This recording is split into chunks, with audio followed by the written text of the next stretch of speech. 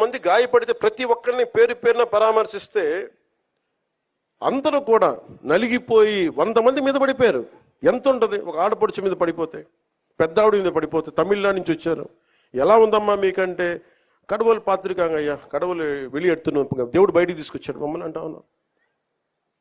ఎంత పెద్ద మనసుతోటి సరిగ్గా చూసుకోలేదయ్యా మమ్మల్ని. కానీ ఏం చేస్తాం, మా కర్మ ఇలా కాలిందని. అది దేశం తాలూకు దౌర్భాగ్యం. ప్రజలు ఇంత బాధ్యత ఇప్పుడు కష్టం వచ్చినప్పుడు ఎంత అద్భుతంగా చెప్పారంటే నాకు కన్నీళ్ళు వచ్చినాయి. నాకు నిన్న కరిగిపోయాను నేను. వీళ్ళ క్షమాపణలు చెప్పదు ఇంకెవరికి క్షమాపణలు చెప్తాం? ఏఈఓ కానీ, ఏఈఓ వెంకయ్య చౌదరి గారు కానీ, ఈఓ శ్యామలరావు గారు కానీ, చైర్మన్ బిఆర్ నాయుడు గారు కానీ, టీటీడీ బోర్డు సభ్యులు, పాలక మండలి సభ్యులందరూ కానీ, మీరందరూ వచ్చి ఒక్కొక్క వ్యక్తి గురించి కథ వింటే అప్పుడు మీకు బాధ అర్థమవుతుంది.